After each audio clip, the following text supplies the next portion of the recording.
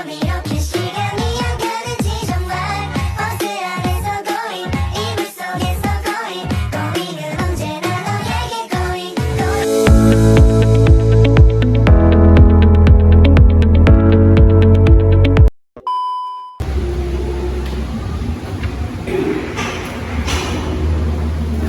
Good evening, class. Good evening, sir. Ms. Kumar, you will take your seat. For your attendance, can we say present if you are here? Miss De La Cruz, Miss Paruma, Mr. Lado, Mr. Fabio. Since all of you are here, maybe we can proceed to our next topic.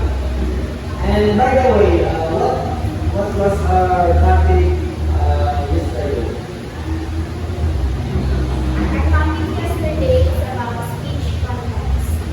And what are the types of speech contests? Yes. There are two types of speech contest: the intrapersonal communication and the interpersonal communication. Before we proceed, I have here some pictures. I will show you some pictures and I will allow you to read what is the picture. Yes, go. I love you. I miss you. My best. Now. SKL. Yeah, Miss Carol. Good morning, High-Tech Industries. Emily speaking. How may I help you? Good day to you. I am calling to speak with Mr. Johnson. Next. Kahapon. Hanash. Sarap. Kailan. I have here some video and you will watch it and after that I will have some questions based on the video that you will do.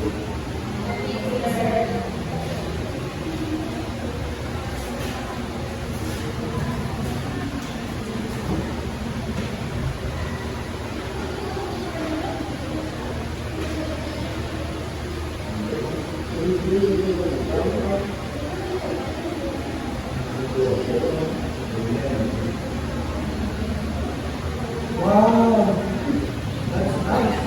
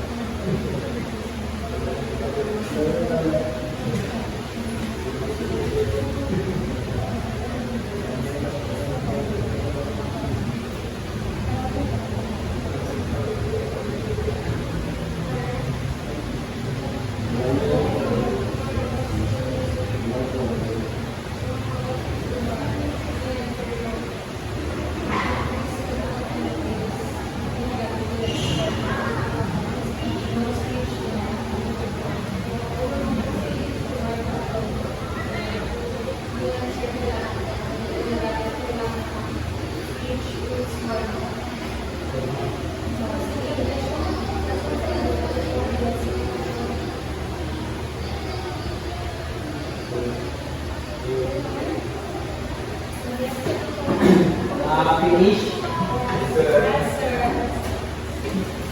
Since you have done watching the videos, my question is, based on the given examples, what do you think are the common among them?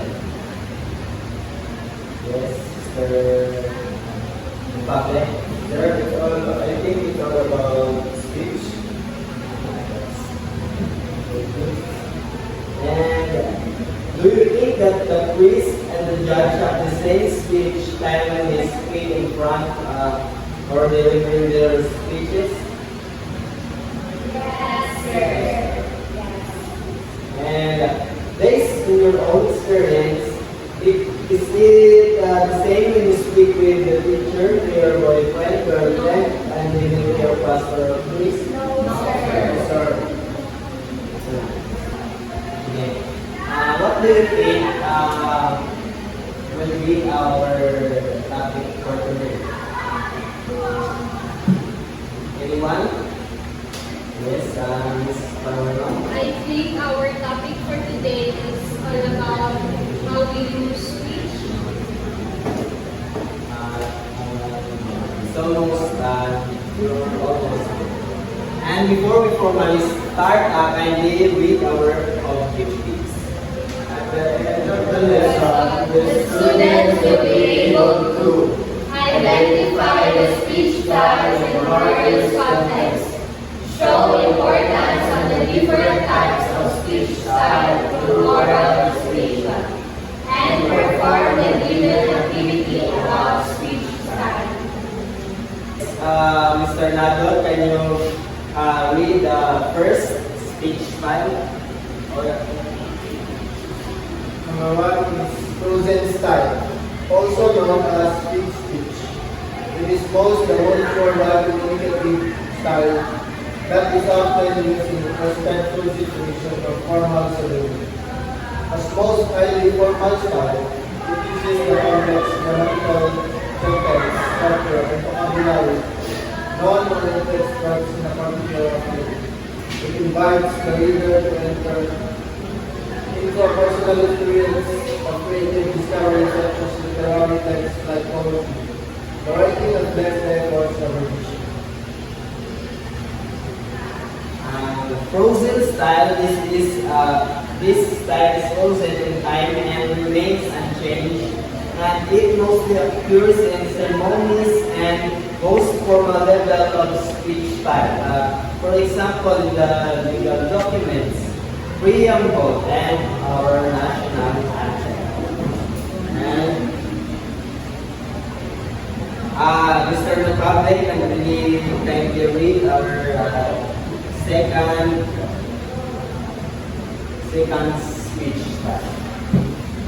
Formal style was something same in writing than in speaking. This speech style is expected to result in a complete sentence with a specific word usage. It usually elaborate complex sentence and noun phrase are well structured, politically sequence and strongly coherent. Also, a formal style. This style is used in formal settings, prepared in advance and follows strict rules in word choice and content. For example, just like what you have seen in the video, the sermon of the priest, state of the nation address, or so on. And for the third speech style, Miss De La Cruz, can you give us a review? Consultative style, known as the third level of language. It is unplanned speech. This speech style uses listener participation and feedback. The unifying features of this style are the speaker supplies background information and the listener participates continuously. Less appropriate for writing.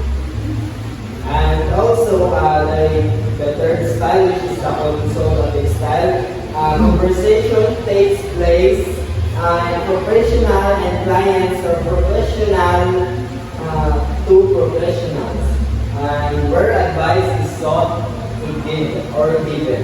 For example, the doctors talking to their patients or the lawyers to their clients. And the fourth style for the style is how and you rate it? Casual or informal style. This style is used in conversation between friends and insiders who have something to share and have shared background information. There is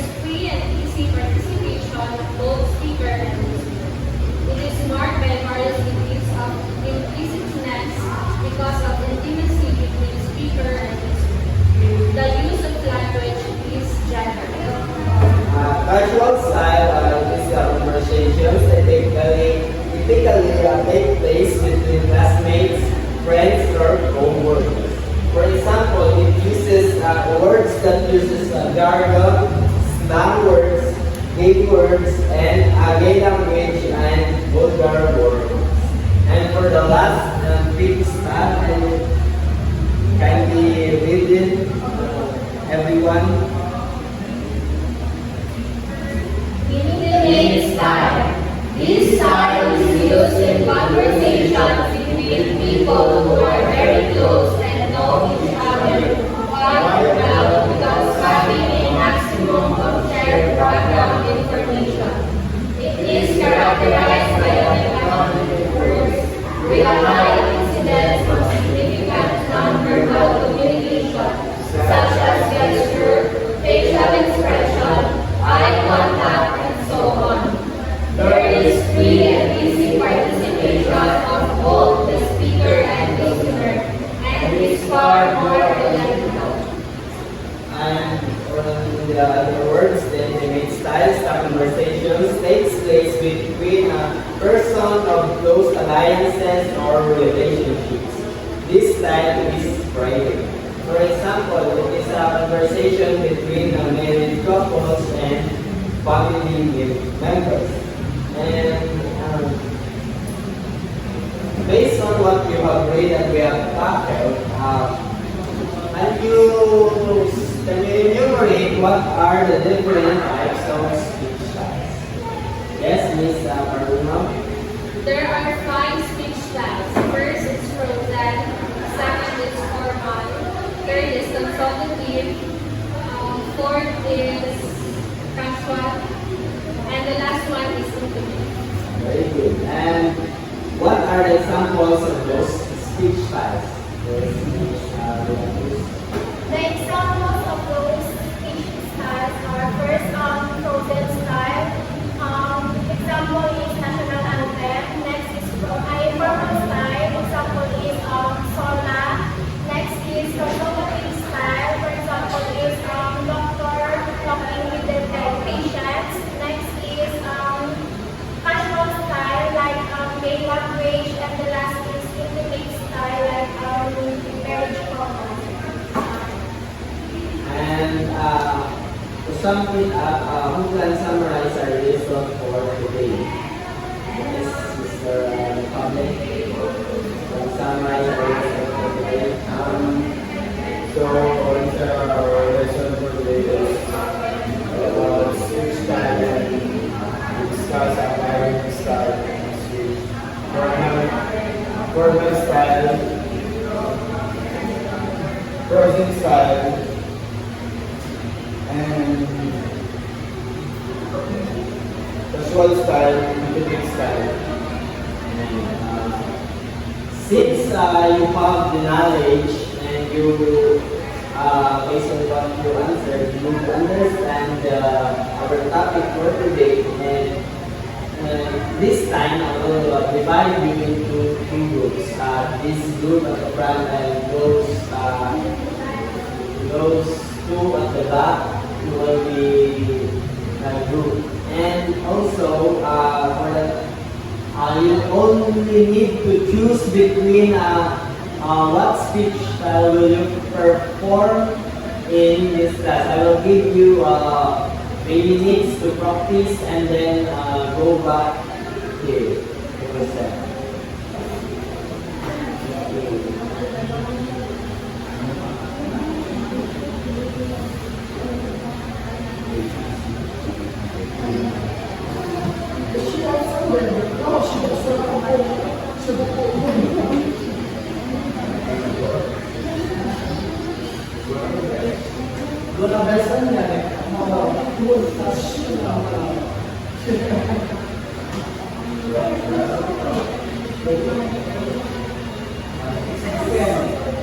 What's up? Sabi ng lola. Sabi ng lola. Ito na tawag sa iyo.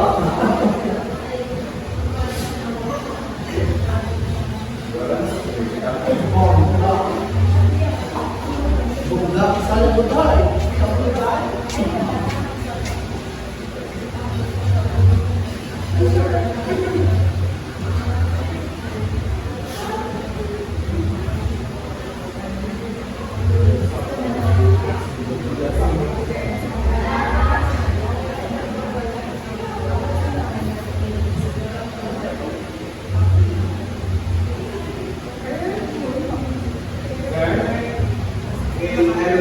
one speech style, sir.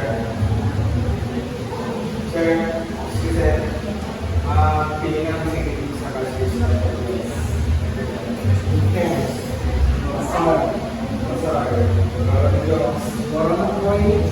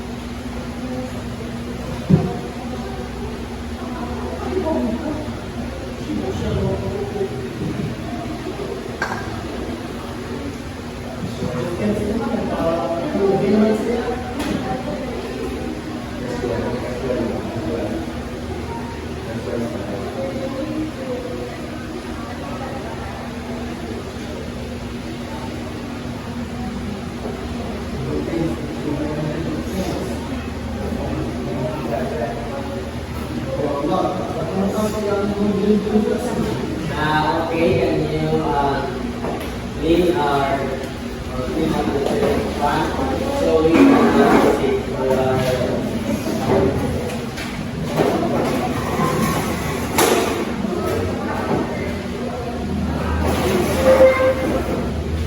First we will perform the group one.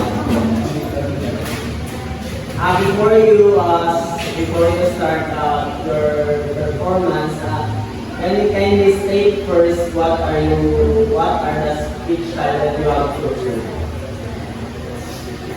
So today we're going to show you, or we're going to act the consultative speech style. So our scenario is the doctor is talking to her patient.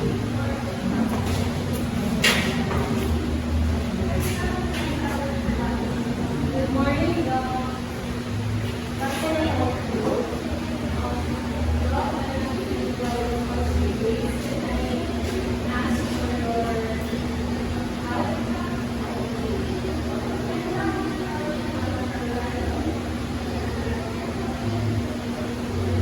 Here, take this medicine. Take this 3 times a day after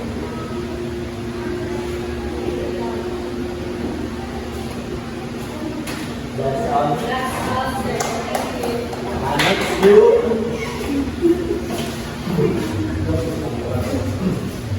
So, good evening, sir. We'll perform casual style where conversation typically takes between friends and receive the advertisement. Besh, where you going to Japan? Ay, sis! Kasi kamusta ka na, sis? Yes, what's up? What's your doing? Bro! Hindi kayo, nagpapalit sa... What was that? Let's get set. On to the end. Let's begin.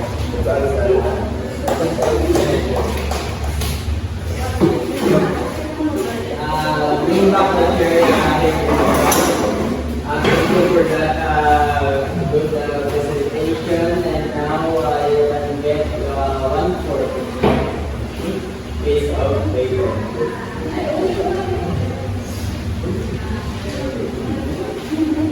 Or any type of paper.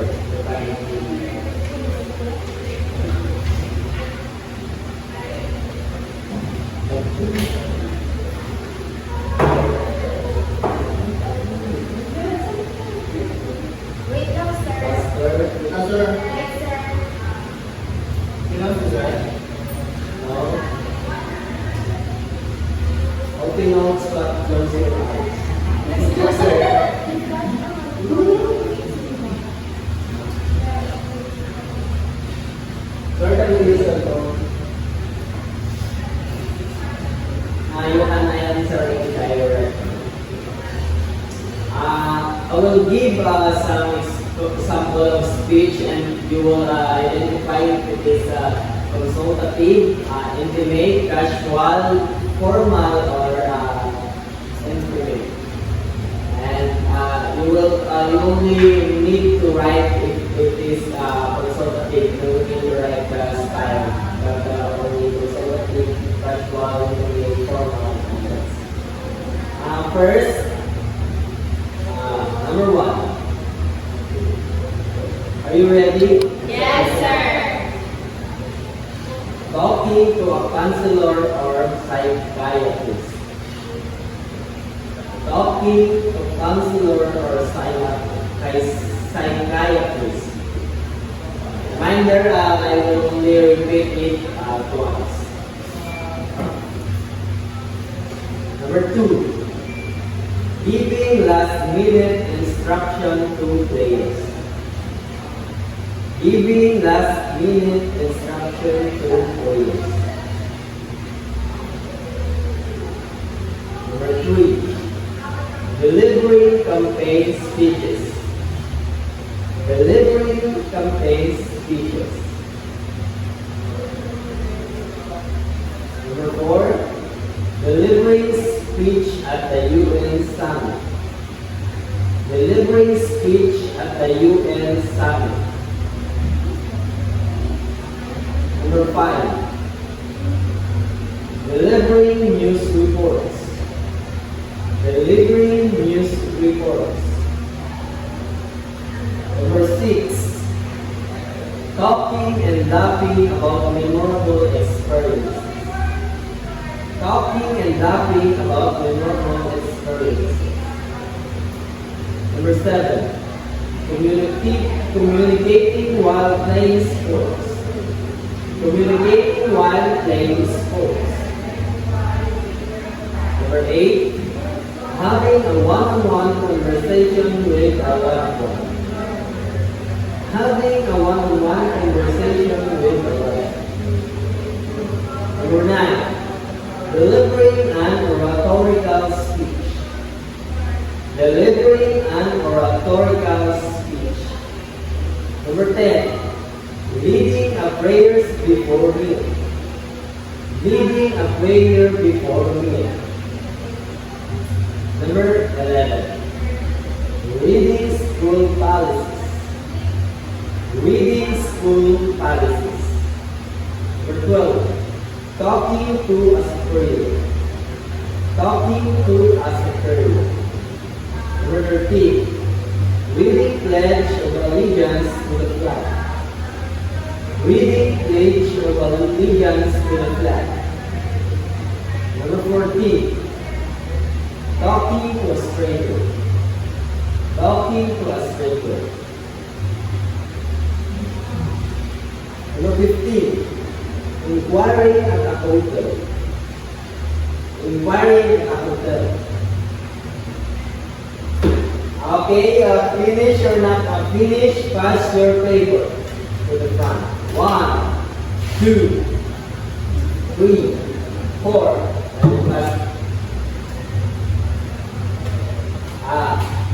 Since our time is almost up, I will just give you an assignment for tomorrow. And your assignment is kindly take note about your assignments.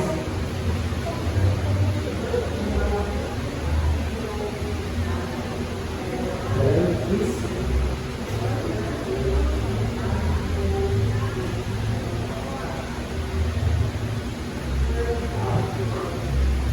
For your assignment, since our time are almost up, I will leave you an assignment for tomorrow. Here's your assignment, kindly read it. Kindly search the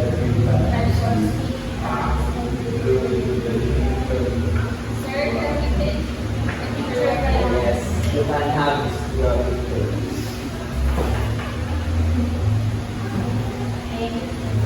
And let's call it a day, and that's all for today. Thank you. Day. What day?